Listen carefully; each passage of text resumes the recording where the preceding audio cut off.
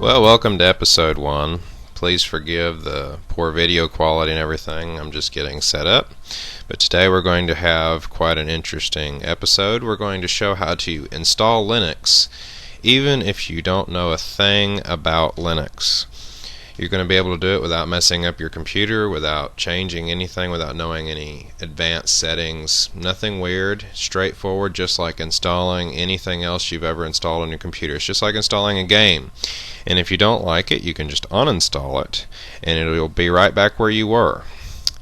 I think this is going to be a great way for people who are curious about what Linux is to be able to try it out without messing up their computer.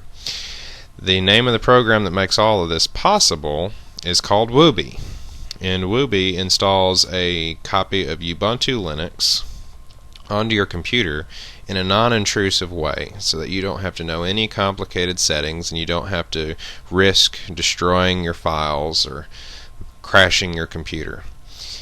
So let's get started installing Wubi onto your computer. First thing we're going to do is we're going to pull up wubi/installer.org, and we're going to download the installer.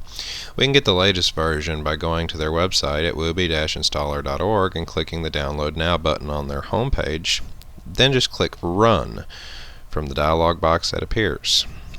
Internet Explorer will download the installer, and on any newer version of Windows it's going to prompt you to make sure you're sure that you want to do this. For our purposes, we're just going to click Yes, and the Wubi installer will load. I'd recommend closing Internet Explorer in the background after this, because you'll want your memory free while you're doing this project. It'll make the process go much faster, and you'll have less chances of messing it up. Under the installation size, I would recommend selecting something around 15 gigabytes, because anything bigger just eats up your hard drive space. Anything smaller, you might not get all the space you need to install stuff later. On this dialog box, you'll need to type in a username and also a password. You need to be able to remember this password, and you're going to need it every time you boot into Linux. Then you click Next. From here, the Wubi installer takes over. It downloads the latest version of Ubuntu Linux, and it downloads any other files it needs. You may get prompted by Windows Firewall as to whether or not you want to allow this program. You need to allow it, otherwise it won't be able to download all the files you need to install Ubuntu. This process takes anywhere between 15 minutes to an hour, depending on what your internet connection speed is. So I'd recommend getting yourself a hot cup of joe and coming back and checking it in a little while. Okay, so we're back. For me, this process took about 15 minutes, but it may have taken longer for you. We're going to tell Wubi when it's finished. It's going to ask us if we want to reboot now or reboot manually. We're going to click Reboot Now, and then we're going to click the Done button, and this is going to shut our copy of Windows down and reboot our computer.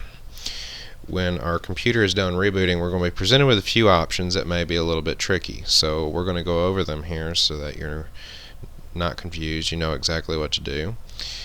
And just waiting for the computer to reboot here.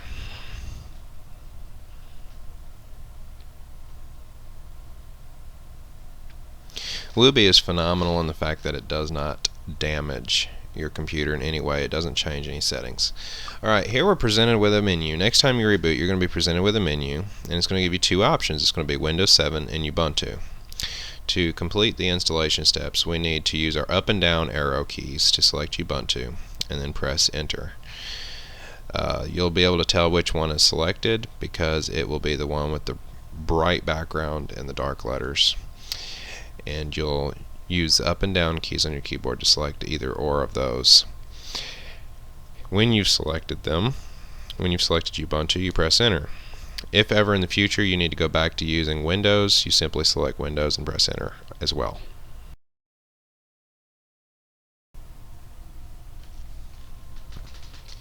Okay, you can see that after we press Enter and wait a few seconds, that Ubuntu begins to load the finishing steps of the installation process. Throughout this process, we really don't need to do anything except watch it, This is a good chance to catch that second cup of coffee or smoke a cigarette, whatever it is you do, because Ubuntu is going to take over after this and finish setting up our computer.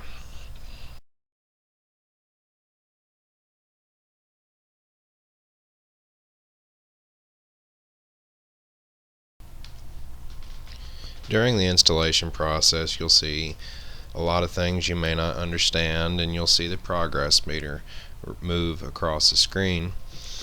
Don't worry about anything you don't understand. Linux is very robust. You're not going to break it. It's not going to break your computer. All you got to do is wait patiently. For the sake of this video, we're going to fast forward just a little bit here in a second to the end. But everything's going smoothly at this point. If you've gotten to this point, you probably won't have any issues. Ubuntu is free. You're not pirating anything. It's completely legal. And it's just a great alternative to being stuck with Microsoft Windows. And it comes with a lot of software that I think you'll find really interesting. So let's fast forward here to the end. You can see Ubuntu is almost finished installing now. And we're going to go through the final step, which is going to be one more reboot. And then we'll actually get to see our Ubuntu Linux desktop for the first time.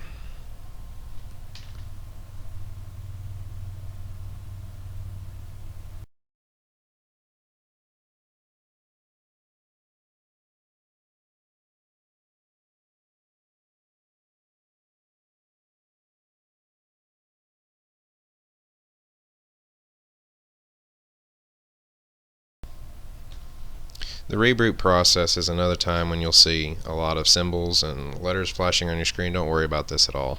It's just shutting itself down and it's going to reboot automatically. Okay, here's the key part. When the menu screen offering Windows or Ubuntu comes in, you need to press the down arrow to select Ubuntu and then press enter. This is going to bring up another screen at which you can just sit idle. Don't press any buttons unless you want to. You can press enter, it'll make it go a little faster, but if you don't press anything in 6 seconds, it'll continue loading Ubuntu. If you're afraid of messing anything up by pressing keys, that's fine.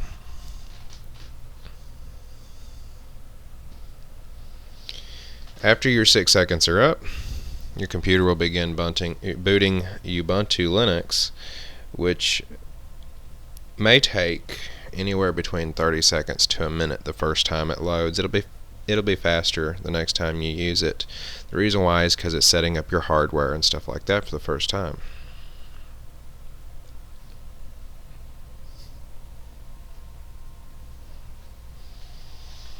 Okay, we see here that the Ubuntu desktop is loading. You can see the pretty background wallpaper that they've selected for this release.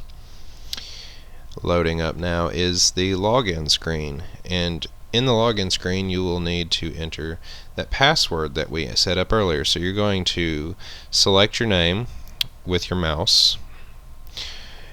You can also use the keyboard if that's more convenient. If you set up more than one username, you can select it with the keyboard and press enter.